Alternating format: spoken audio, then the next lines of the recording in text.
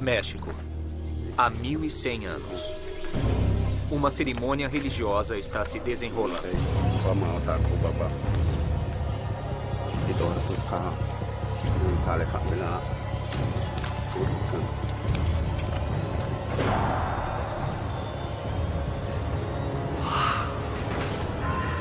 Guardas maias jogam seu prisioneiro num poço de água sem fundo, para nunca mais ser visto.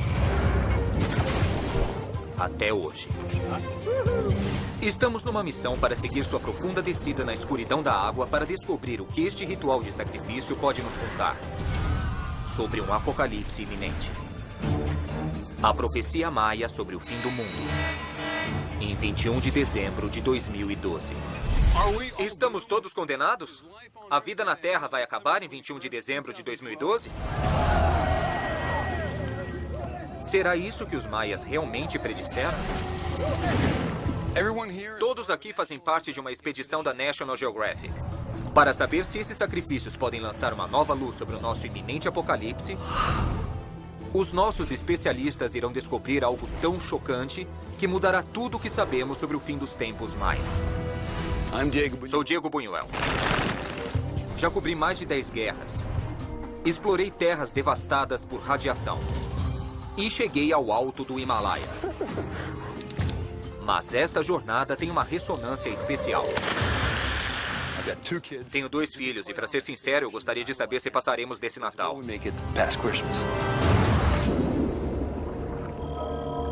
A verdade sobre o fim do mundo.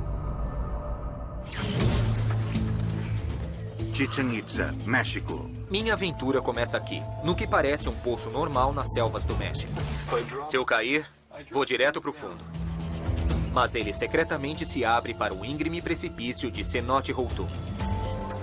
Então isso é um cenote? É um cenote. Seriam cavernas submersas? Elas são cavernas submersas e acreditamos que os antigos maias as cortavam assim. Isso tem milhares de anos, essa abertura. Provavelmente tem milhares de anos.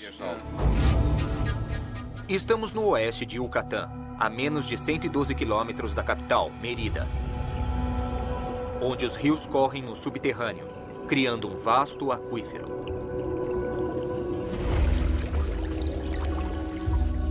Os maias obtinham sua água dos cenotes, que foram criados quando o calcário da superfície desmoronou, expondo lagos com quase 100 metros de profundidade.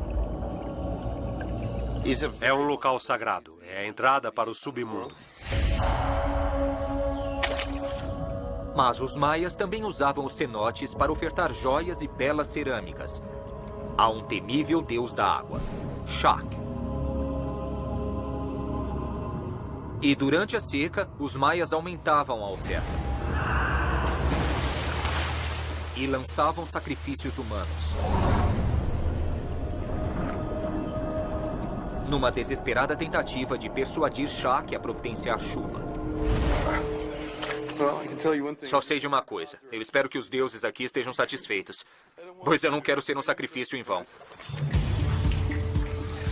Aqui parece o expresso para o submundo. Vamos descer para o submundo. É uma queda de 21 metros até a superfície da água. Devagar.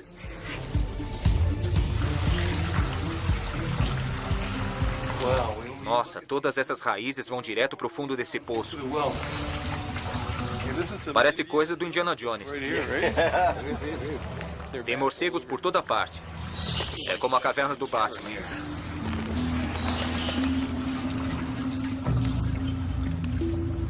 Guilhermo de Anda é o guia perfeito para o submundo e os segredos que ele conta sobre o fim dos tempos maia. Os maias acreditavam que uma árvore mágica era o eixo do universo. E as raízes dessa árvore desciam basicamente para os cenotes. Exatamente. Agora estamos nas raízes do universo. Esta é a divisa entre o mundo físico e o mundo sobrenatural. É um lugar com muito significado. É maravilhoso. Parece que essa bela caverna está no meio do nada. Mas costumava ser parte de uma fervilhante cidade. Chichén Itzá. Há 1.200 anos, era um centro vital numa rede maia de minas, comércio e de cidades-estados rivais, que cobriam o sul do México e a metade ao norte da América Central. Como o resto da sociedade maia, Chichén Itzá tinha arquitetura monumental, escrita e uma cultura sofisticada que não se comparava a nada no mundo da época.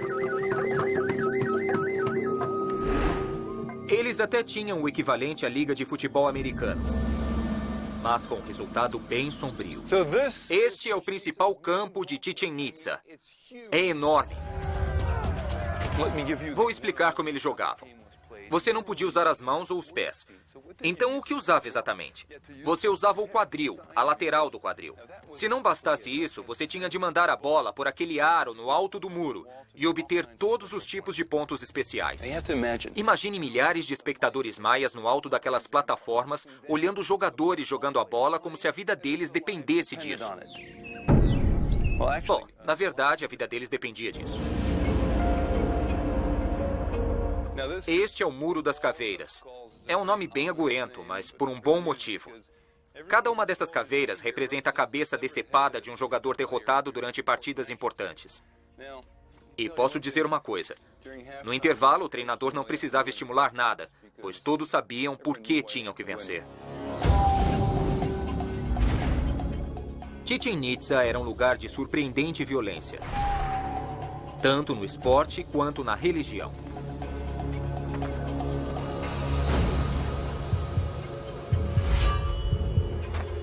Os maias usavam o sacrifício humano para impressionar não só os deuses, mas as próprias pessoas, realizando os rituais bem alto, numa plataforma, para que todos pudessem ver.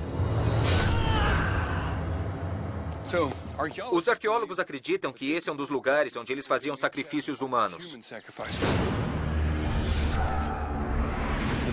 A vítima era colocada assim. Eu mal me encaixo aqui. Depois, o sacerdote abria um buraco debaixo das costelas, enfiava a mão e arrancava o coração. Se isso fosse feito direito, o coração ainda estaria pulsando. O sangue humano era o alimento dos deuses. Mashak, o deus da água que habita os cenotes, tinha uma agenda diferente. Ele queria que os sacrifícios fossem levados para ele, às vezes vivos. O cenote mais importante ficava no meio de Chichén Itzá, o cenote sagrado. Mas ninguém pode entrar nele. Este era o fim da estrada para as pessoas que seriam sacrificadas. Olhem para este lugar. Este era o sagrado dos sagrados para os maias.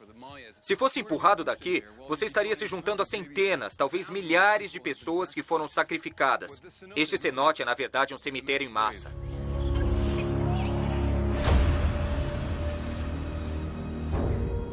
Às vezes, o sacrifício humano era um nobre, ou até um rei de uma cidade rival. Alguns acreditam que eles eram forçados a beber alucinógenos ou álcool e a desfilar pelas aldeias, despidos de qualquer dignidade. Não havia misericórdia. O que os cenotes nos contam sobre a cultura maia? Eles nos contam uma história de tempos que talvez não tenham sido tão bons para os maias. Na verdade, os tempos eram terríveis para os maias. Nos séculos 9 e 10, a sociedade maia desintegrou.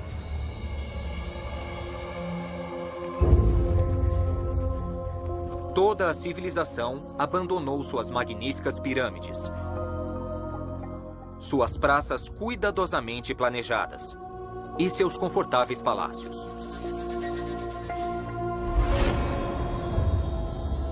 Foi o primeiro fim do mundo maia. Mas como esse caos tem relação com o iminente fim dos tempos maia em dezembro de 2012? Surpreendentemente, a resposta pode estar submersa.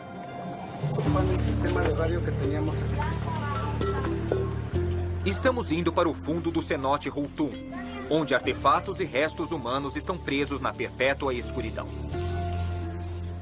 Prende aqui onde está a corda. E estamos usando uma ferramenta revolucionária especialmente desenvolvida pela National Geographic. Uma que literalmente irá iluminar o abismo como nunca antes. A Sunsphere. Ela foi testada durante uma expedição de Bob Ballard para explorar o leito do oceano. A mais de 5 quilômetros de profundidade. Quer ver? Claro, com certeza. Nossa, parece uma discoteca moderna. Mas esta bola de discoteca vai iluminar um cenote como nunca antes. É hora de Deanda e sua equipe darem um mergulho muito perigoso. Existem mergulhadores de caverna velhos e mergulhadores ousados, mas não existe nenhum mergulhador velho e ousado, porque eles acabam morrendo. Infelizmente, a aproximação de tempestades tropicais aumentam o risco. Alternamos entre sol e chuva torrencial. A chuva começou de novo. Eu não acredito realmente em azar. Mas num certo ponto, você tem de fazer alguma coisa a respeito.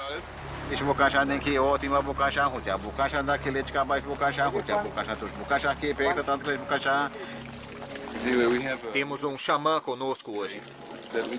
Ele foi chamado especialmente para tentar afastar o astral ruim que estamos tendo com a chuva.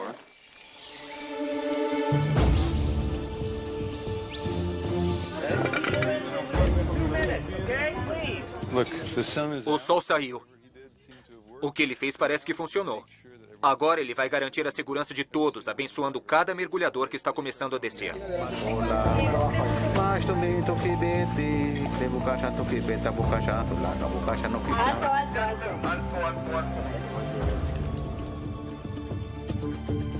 Até mais, Beck. A gente se vê do outro lado. Tá. E agora, $50 mil de tecnologia dentro da água. Incrível, parece que estão baixando um OVNI na caverna. Boa sorte e se cuidem. Obrigado. Se virem Shaq, digam olá por mim.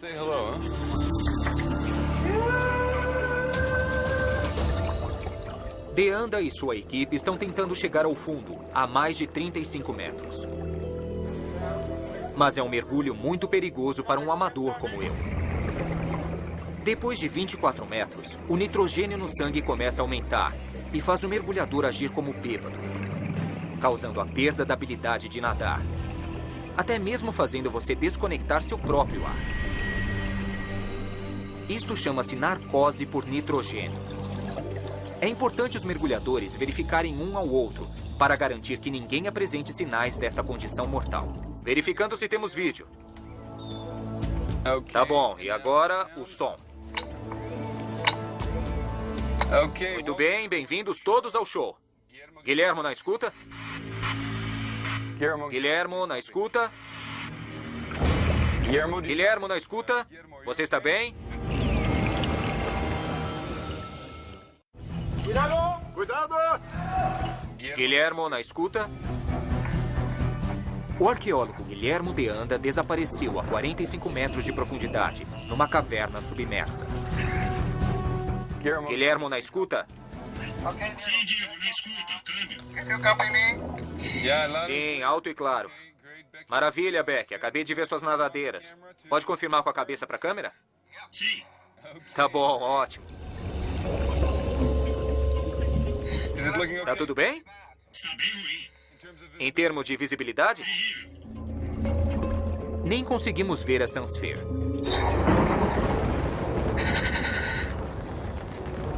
Nenhum problema vem sozinho, pois começou a chover de novo.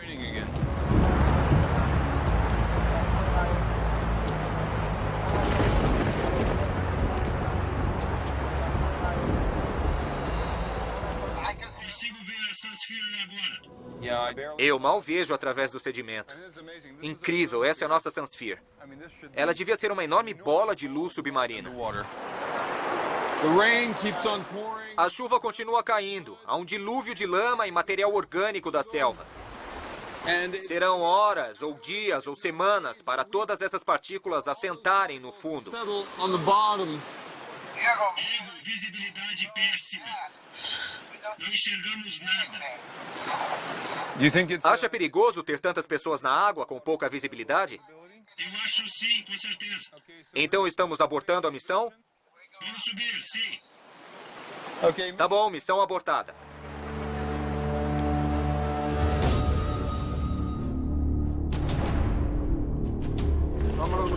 Vamos, vamos, rápido, rápido.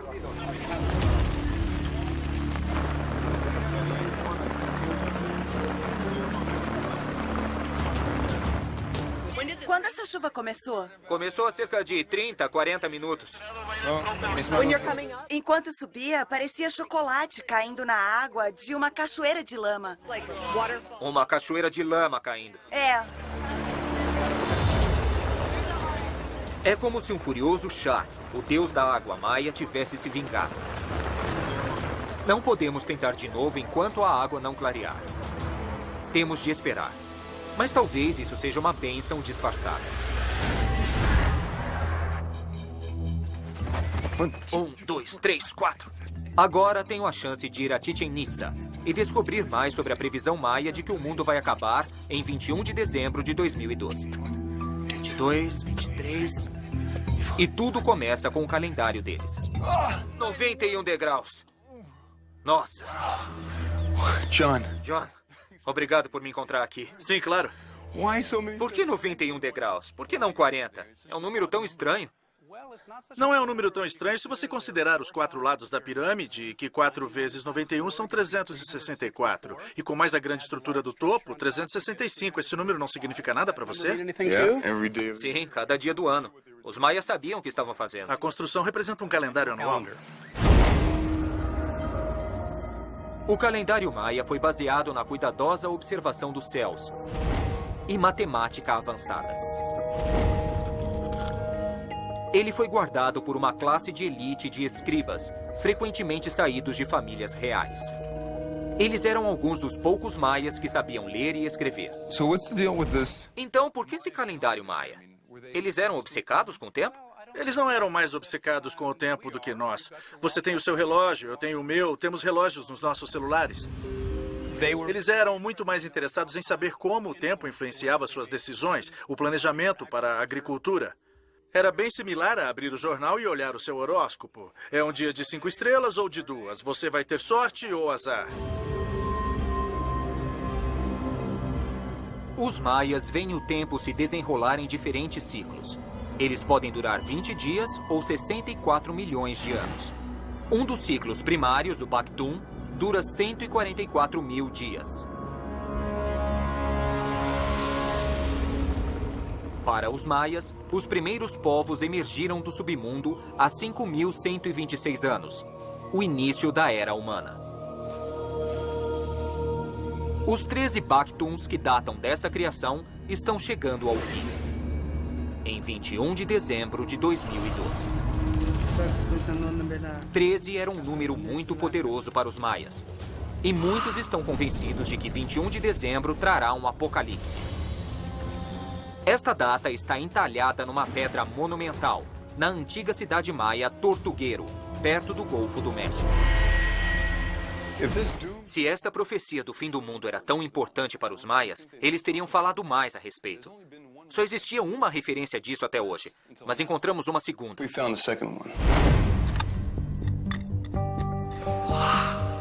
Em La Corona, Guatemala, bem no meio da selva úmida e quente, arqueólogos fazem uma descoberta notável.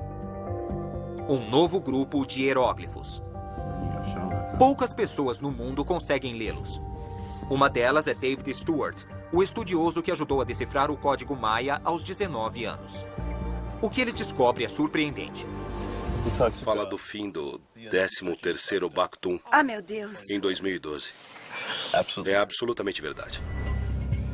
Outras investigações apontaram diretamente para a data que conhecemos bem, 21 de dezembro de 2012. Então vai haver um apocalipse. Vamos todos morrer? E no que os maias estavam pensando? Para descobrir isso, vamos pegar a estrada para um lugar secreto.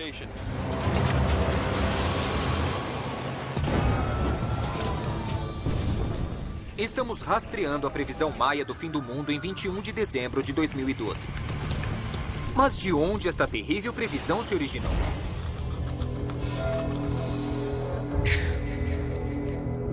A resposta está provavelmente escondida nos escritos dos escribas maias. Encontrei uma cópia do trabalho deles tão valiosa que a localização desta biblioteca particular deve permanecer secreta. Este é um momento bem emocionante para mim. Eu estou aqui com John Hoops. O interessante é que estamos olhando para uma cópia exata de um dos 4 livros que sobreviveram de toda a civilização maia. Havia centenas, infelizmente foram destruídos. Os livros maias eram profundamente reverenciados. Eram os registros da civilização maia. Mas a maioria teve um destino terrível. Foram queimados pelos invasores espanhóis no século XVI. Apenas 4 escaparam da destruição. O mais bem preservado, chamado Códice de Dresden, é exibido numa caixa climatizada na Alemanha. É quase impossível o acesso. Mas encontramos uma cópia rara e quase perfeita, colorida à mão por um artista italiano no início do século XIX. E há uma revelação surpreendente. Na última página. Cerca de 100 anos atrás, um estudioso alemão identificou isto como a representação de um cataclismo mundial, uma inundação. Mas este estudioso, Ernest William Forstmann, nunca imaginou o alvoroço que causaria. O que estamos vendo aqui? Há muita água aqui, esta parte azul com todos os pontos nela. E a água está saindo de uma criatura gigante parecida com um crocodilo que está no céu. Forstmann viu uma enorme quantidade de água inundando a Terra, enquanto 2 deuses agourentos observam, e um símbolo de morte, ossos cruzados. Era uma catástrofe, um apocalipse. Foi isso que desencadeou todo o furor do fim do mundo que estamos vivendo no momento. É onde está o problema. Alguns interpretam como um cataclisma destruindo o mundo, uma inundação, e outros não veem isso. A água caindo de cima, para mim, indica uma grande tempestade. Mas não o fim dos tempos. Bem, pode muito bem ser o início dos tempos, porque estes 2 deuses aqui estão associados com criação e com a origem. Basicamente, é tudo uma questão de interpretação. O Códice de Dresden poderia estar comemorando uma chuva da vida, ou anunciando uma terrível inundação, o fim do mundo, para o dia 21 de dezembro de 2012. Bom, algumas pessoas estão apostando forte no fim do mundo. Já! Esse é o Álamo. A última resistência. Grandes cidades serão zonas de morte. Os maias inspiraram Marshall Masters a se preparar para o apocalipse. Se o fuzil não os acertar, você vai usar a espingarda calibre 12. Mesmo vivendo no norte da Califórnia, a quase 5.000 quilômetros das terras ancestrais maias, Masters acredita na profecia. Para mim, 21 de dezembro de 2012 tem muito significado. O plano de Masters para o que ele vê como um futuro caótico começa com um arsenal com armas selecionadas. Existem 2 tipos de pessoas no mundo no momento: as que estão se preparando e as que não estão. Eu preciso proteger minha família. Bingo! Quando se trata de sobrevivência, existem apenas 2 estratégias: sobreviver num lugar ou sobreviver em movimento. Eu planejo as 2 coisas. No centro de seu campo está o seu depósito de alimento e munição. Quando os dólares que você tiver na carteira não valerem nada mais que papel higiênico, qual será a nova moeda corrente do mundo depois que estivermos encrencados? Pêssegos enlatados. Você pode trocar isso por outras coisas. Para Masters, aquecimento global, crise financeira, tempestades solares, falta de recursos e superpopulação estão todos interligados a uma visão maia de um cataclisma futuro. Mais que qualquer coisa, sou um homem em missão. Sou parte de algo maior. A humanidade está num ponto de junção. E não importa o quanto fique pior, haverá sempre aqueles que sobreviverão. Masters está preparado para o colapso global, que reflete o que aconteceu aos maias há mais de 1000 anos. E estamos tentando descobrir mais sobre este apocalipse moderno, mergulhando no profundo e perigoso cenote Roltum. Mas não tem sido fácil.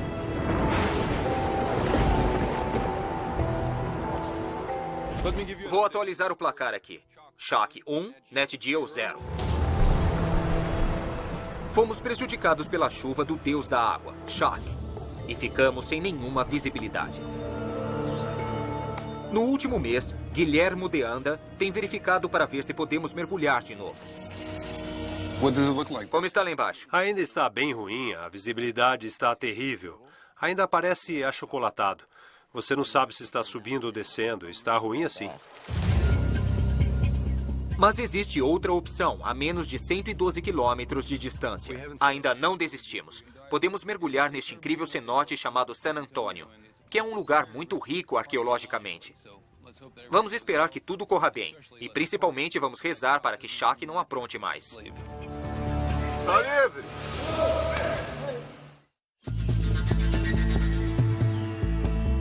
Estou no meio da selva fechada, a quilômetros de distância do nada. Mas esse lugar já foi um antigo povoado maia. A menos de 112 quilômetros do cenote Roltum, outro cenote, chamado San Antônio, estava cercado por importantes cidades maias. Quando os espanhóis chegaram aqui, eles destruíram tudo, mas reutilizaram muitas dessas pedras para construir este muro, que cerca o que eles acreditavam ser apenas um simples poço. Na verdade, este lugar para os maias era um cenote sagrado. San Antônio tem a reputação de ter sido local de múltiplos sacrifícios humanos. Mas podem esses sacrifícios nos contar mais sobre o colapso maia? E como isso influenciou a previsão deles de um apocalipse em dezembro de 2012? Só existe um jeito de descobrir. Este é o momento pelo qual estivemos esperando. Uma segunda chance para ver o que existe no fundo de um poço de sacrifício. Beck e Guilhermo estão de volta. Mas desta vez há um novo membro na equipe de mergulho. Eu. A parte fácil é entrar nisso. Minha parte favorita.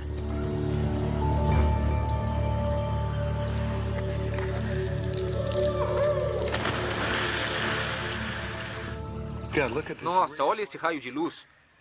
Parece um feixe de laser no céu.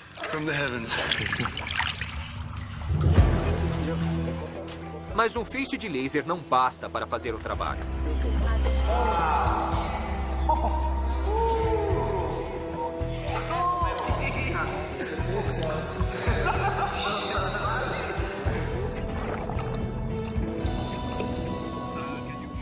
Este é um mergulho preliminar. Vamos descer mais de 7 metros para verificar a visibilidade. Bem-vindo, amigo. Isso é incrível. E De Anda promete que haverá muito mais para ver.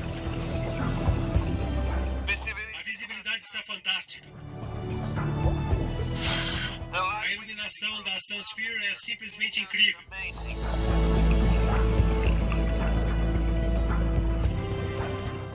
Parece bem alienígena para mim. Já começamos a ver muitos ossos.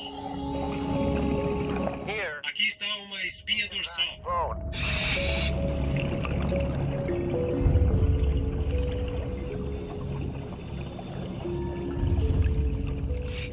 Esse osso deve estar aí há 1000 anos, talvez 2000 ou mais.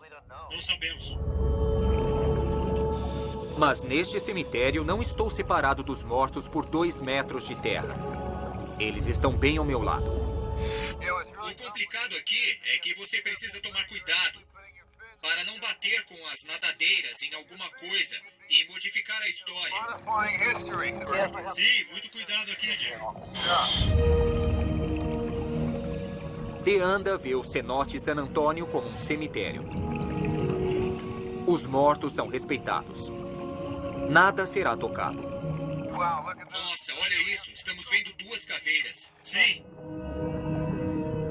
Dá pra ver que é uma câmara funerária. Nossa. Estou vendo caixas torácicas aqui. Pernas, braços. Nossa. Isto é o fêmur. Você acha que isso tudo são partes do mesmo indivíduo? Exato, há uma vértebra ali. Temos um indivíduo completo aqui.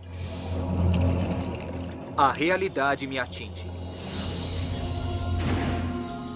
Estou olhando para pessoas. Muitas pessoas.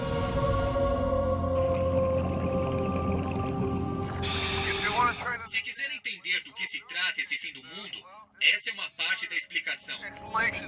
É tentar entender por que eles sacrificavam pessoas e por que esses sacrifícios eram importantes. Precisa ir. Subir agora? Isso. Vamos do submundo de volta para o mundo real.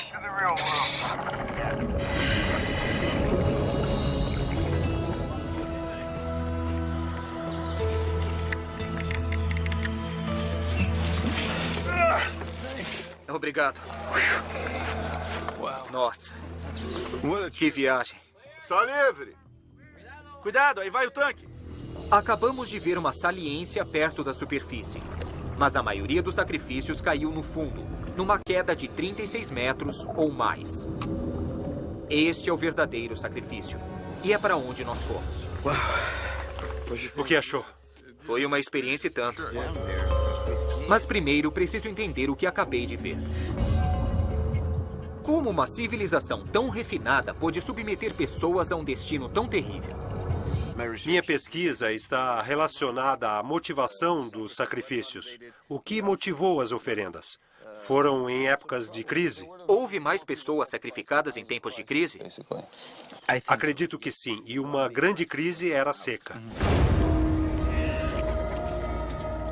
Uma pesquisa climática recente revela que houve secas devastadoras por todo o mundo maia no século X. É a mesma época de seu colapso.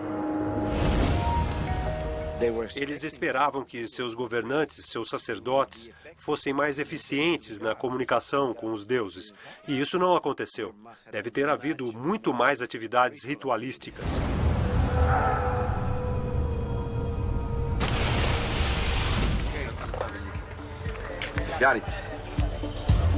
É hora de ir ao fundo, investigar os verdadeiros efeitos deste colapso maia. É preciso um treinamento especial para um mergulho tão profundo. Por isso, vou ficar na superfície. Guilhermo, está na escuta? Escuto muito bem. Ótimo, então estamos prontos.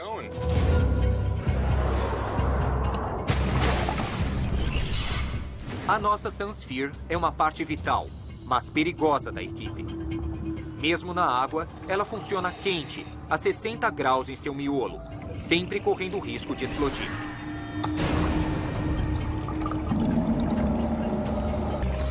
Estamos descendo. Estamos finalmente chegando ao fundo do cenote sagrado. Eles desceram 30, talvez 36 metros. E o que descobrirmos deverá ser um tesouro de dados arqueológicos. Nossa. Vejo muito mais ossos ao redor. Mais do que antes, sem a Sunsphere. Eu percebi a quantidade de ossos aqui. Estão espalhados até o fundo. Dá para ver ossos espalhados por todo o local. Isso é um crânio? É a cabeça de alguém? Sim, é um crânio. E todo o corpo está ali. São os restos de pessoas sacrificadas para os deuses maias. Mães e pais. Filhas e filhos.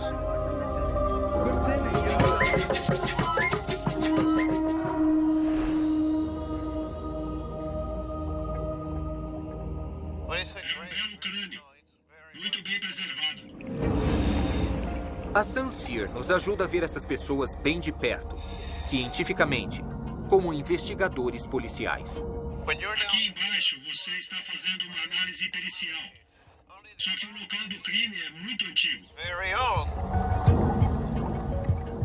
Mas neste caso, as vítimas são sagradas e não podem ser tocadas. Nossa. Estou vendo um crânio aqui. crânio de uma pessoa bem jovem. Provavelmente de 10, 12 anos. O crânio tem marcas de corte. É evidência de que houve algum ritual violento. Isso é mesmo incrível. É sim. É simplesmente fantástico.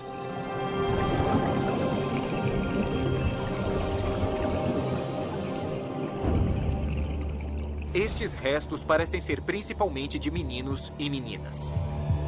Quem acreditaria que os maias sacrificavam suas crianças inocentes para o deus da água Shak?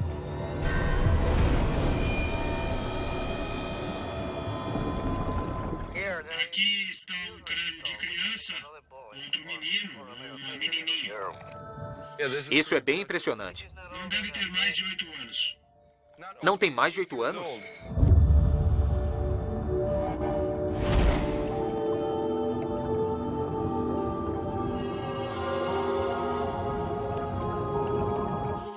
Sendo pai de 2 crianças pequenas, acho isso muito perturbador.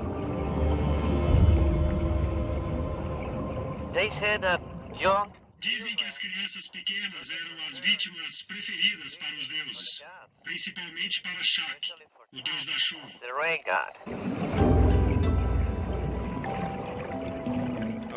Aí está uma mandíbula humana. Exato. Esse é o osso do braço de uma criança. Temos outro belo crânio, uma outra criança. É incrível. Há ossos em todos os lugares. Está mergulhando num enorme cemitério? Exato. A sensação é de um lugar muito forte. Inspira muito respeito. Isso é realmente incrível. É como viajar no tempo.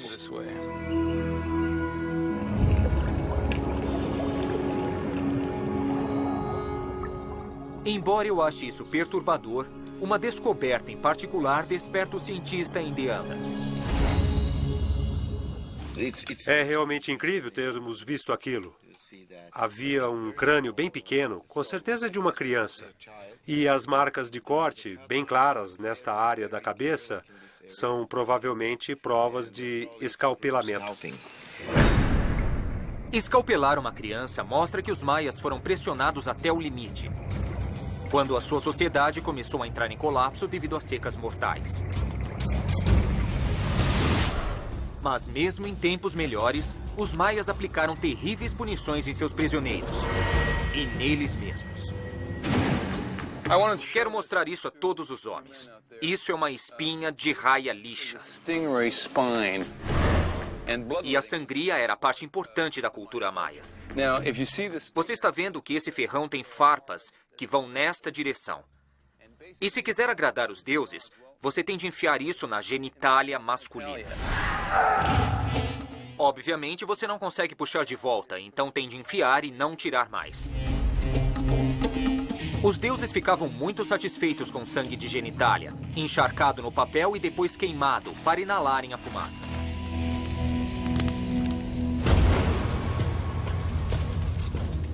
Mas durante as terríveis secas, sabemos hoje que a sangria não foi suficiente. Assim, os maias aumentaram o número de sacrifícios humanos.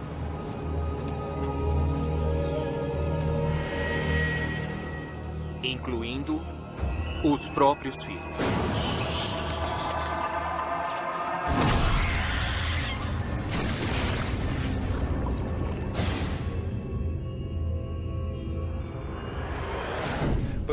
Mas e a previsão do fim do mundo em 21 de dezembro de 2012? Ele vai acontecer? Podemos ter a resposta numa pesquisa pioneira nas selvas da Guatemala. Aqui, algumas marcas numa antiga parede podem mudar tudo o que sabemos sobre a profecia do fim do mundo em 21 de dezembro de 2012.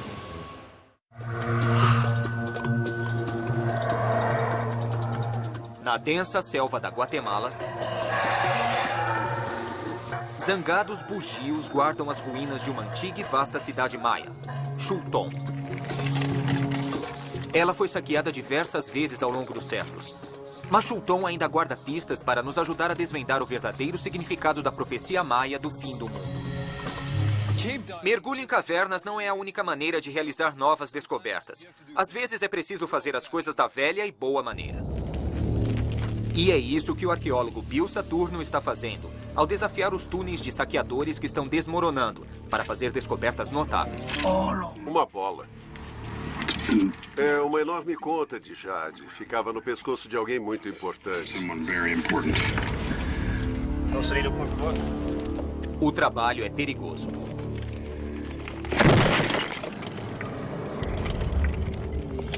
Você está bem? Tudo bem? Estava me virando e bati a cabeça. Um monte de pedras caiu na minha nuca e na minha câmera. Mas a recompensa valeu o risco. A equipe de Saturno fez uma descoberta que lança uma nova luz sobre a polêmica de 21 de dezembro de 2012.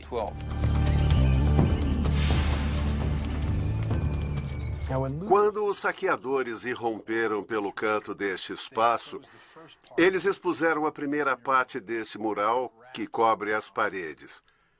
Bem no centro estava o rei.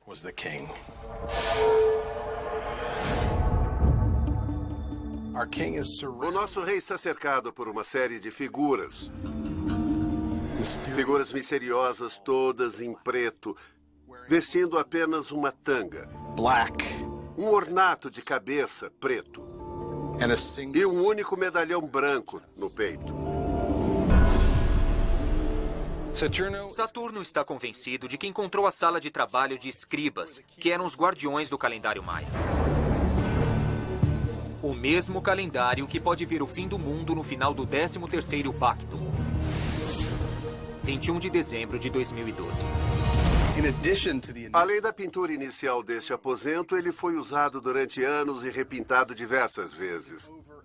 Algumas dessas partes são simples esboços ou estudos da face humana. Uma outra coisa com que eles preenchiam é texto em toda a parede leste. Números, cálculos, tabelas que usavam como referência algumas datas. Estas datas escritas na parede podem ser vitais para a nossa busca. A mais importante está provavelmente aqui. A olho nu, você só vê uma parede vazia. Mas técnicas fotográficas avançadas revelam datas. Datas que se estendem por 7.000 anos. Muito além do suposto fim do mundo maia. O que Saturno descobriu mostra que o tempo dos maias não termina em 21 de dezembro de 2012. Quem se preocupa com datas depois de um apocalipse? Os ciclos de tempo dos maias simplesmente se estendem para um futuro infinito, onde o passado e o futuro se fundem. E nós vivemos, morremos e vivemos de novo, repetindo os ciclos continuamente. Não temos ciclos que terminam. Esse é o ponto de um ciclo ter continuidade. E esta é a noção de tempo dos maias. Saturno não vê o calendário como uma contagem regressiva para o desastre, mas como o odômetro de um carro. Temos certeza de que se atingirmos 100.000 quilômetros, e quando o último dígito mudar e tudo ficar zerado, o nosso carro não vai desaparecer. Assim, estou aliviado por descobrir que o mundo vai continuar existindo como sempre. Pelo menos depois do Natal. Mas minha jornada dentro do cenote me ensinou alguma coisa. Mesmo que os maias não tenham previsto o exato momento de um apocalipse, o que aconteceu com eles pode acontecer conosco. E num mundo que está globalmente integrado, isso significa todos nós. Mas deixe-me dizer uma coisa. Se você estiver preocupado, como eu, com o fim do mundo, se estiver com aquela sensação de que alguma coisa não está certa, você não está sozinho. Ainda temos muito a aprender com os maias. Versão Marshmallow São Paulo.